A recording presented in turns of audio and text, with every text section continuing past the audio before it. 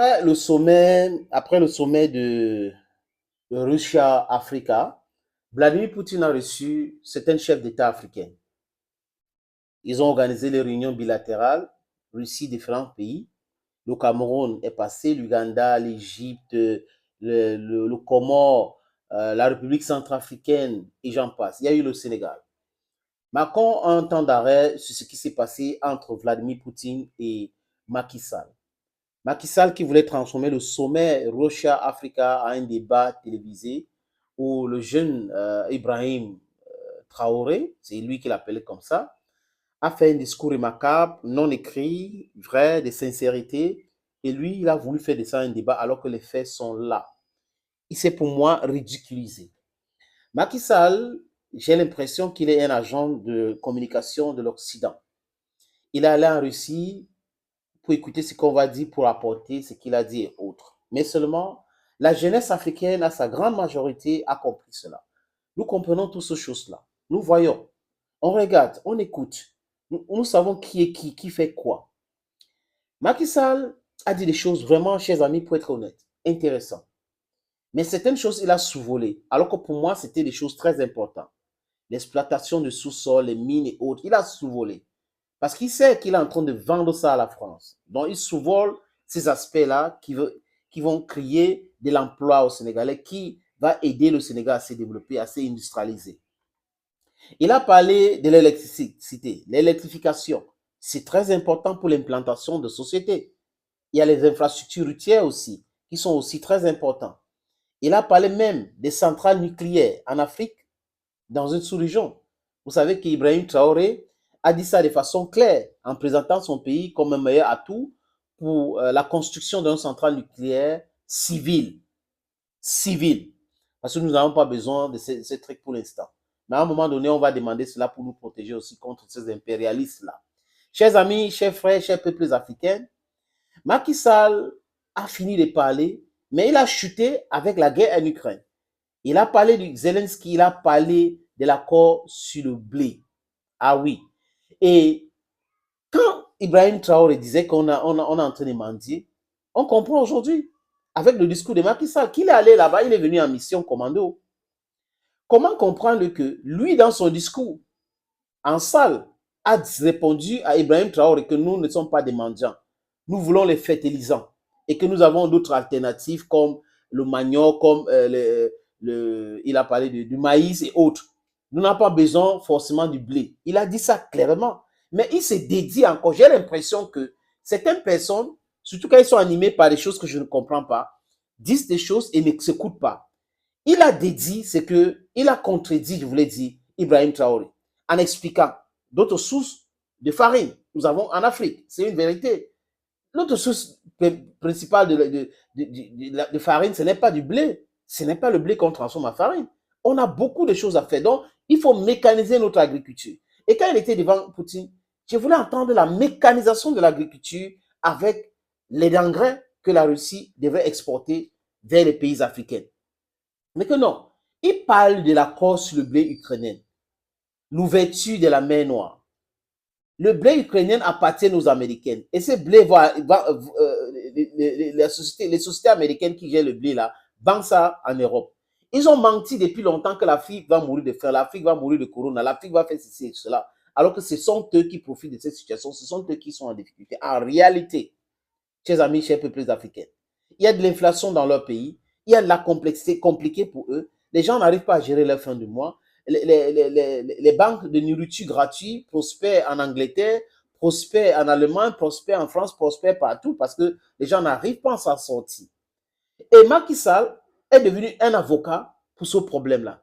C'est à croire qu'auprès de Poutine, parce qu'il a visité, je crois, 5 fois la Russie depuis 2018, à la Coupe du Monde, il y a croire que il y a des gens qui lui disent des choses qu'il faut dire à Poutine. Il faut dire à Poutine. Et il pas dit.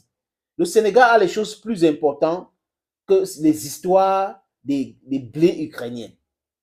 L'Afrique a des problèmes plus importants que l'histoire des blés ukrainiens. La Russie a dit clairement, pour déconstruire ce mensonge, et Poutine, dans une conférence de presse, a expliqué que c'est soi-disant accord du blé ukrainien, parce que c'était de l'escroquerie, c'est la fourrerie, que la Russie va envoyer 25 à 50 tonnes de blé d'ici 3 mois à titre gratuit, transport gratuit, tout gratuit. Mais Macky Sall devait comprendre cela et arrêter de nous parler de l'accord sur le blé. C'est aux Européens de régler. C'est au chef d'État européen de parler de ces problèmes. De quoi il se mêle? Est-ce que les Sénégalais lui ont donné qu'ils tous d'aller parler de l'accord sur le blé ukrainien? Le blé ukrainien, mais Macky Sall est l'avocat du blé ukrainien. Ça me dépasse, chers amis. Écoutons Macky Sall. Nous avons de grands besoins d'investissement. Il nous faut, avec les partenaires, voir comment construire des crédits dans la durée, s'il s'agit des infrastructures majeures, comme les chemins de fer, s'il s'agit de la construction de centrales hydroélectriques, ou même de centrales nucléaires pour certains pays. Ces grandes infrastructures nécessitent peut-être des projets régionaux et nécessitent des crédits sur 20 ans, voire plus. Et je pense qu'au-delà de la Russie, vous pourrez aider également la banque des BRICS pour que ces grands projets africains aussi soient mis à l'étude. Je pense que c'est comme ça que nous allons renforcer cette coopération multipolaire, cette coopération entre la Russie et l'Afrique. Et c'est comme ça que nous voyons ce monde multipolaire où il faut des puissances différentes et une collaboration internationale. C'est la raison pour laquelle nous comptons beaucoup sur votre compréhension, sur l'initiative que nous avons engagée en faveur de la paix. Parce que cela va consolider cette vision d'un monde multipolaire où l'Afrique va jouer de plus en plus un rôle majeur. Et en tout cas, Monsieur le Président, je vais m'arrêter là parce que je sais que la journée est longue et nous allons encore discuter tout à l'heure du sujet lié au conflit. Mais je souhaite avec la Russie qu'on puisse étudier aussi les mécanismes sur l'achat de produits pétroliers et sur l'achat des fertilisants. Nous l'avions évoqué. Là-dessus, nous allons continuer le plaidoyer aussi pour que les systèmes de paiement soient ouverts pour les fertilisants. Parce que si ce n'est pas fait, nous risquons des famines. Parce que nous produisons, mais le prix de l'engrais aujourd'hui, quand c'est de l'urée ou c'est d'autres formes, est devenu très cher. Et tout cela se reflète sur le niveau de vie des Africains, sur les pénuries, sur le développement. Je pense que nous ne sommes pas loin de trouver des solutions. Et nous avons respecté la décision sur les graines qui venaient de la mer Noire, mais il faut donc qu'on voit avec la Russie comment compenser et comment aussi permettre, en tout cas toutes les levées sur le blé et les fertilisants russes, mais également de façon générale sur le commerce pour le blé ukrainien, de façon à ce que le commerce soit libre pour tout le monde. Voilà, Monsieur le Président, merci encore une fois. Donc, Macky Sall, il fait tous ces pirouettes-là pour aller parler de la commercialisation du blé ukrainien. Tous les pays dans le monde pensent à leurs intérêts d'abord. L'Afrique devrait d'abord penser à ses intérêts. Il faut trouver, il a dit des choses intéressantes, chers amis, il faut être honnête. Mais comment est-ce qu'il a quand même trouvé des voies et moyens pour diluer tout ce qu'il a dit avec ces accords du blé, la commercialisation du blé ukrainien? Ça profite à qui? Ça profite aux États-Unis, aux Américains, ça profite aux Européens. Donc, c'est aux Européens de régler ce problème. L'Afrique a tellement de problèmes. Comme il parle de blé en Afrique, parlons de cela. Demandez à la Russie, comme elle a demandé, des voies et moyens alternatifs pour le paiement, pour s'en passer du système SWIFT. C'est de ça qu'il est question pour qu'on continue à acheter. Et la Russie est en train de travailler avec la Chine et tout pour régler ce problème-là. La Russie n'a pas un problème d'exploiter son blé et des engrais. Mais le problème que la Russie a, c'est qu'on a enlevé la banque agricole sur ce système-là et ça rend le truc un peu difficile. Donc, la Russie est en train de travailler dans ce sens. Voilà dans quoi il devrait parler.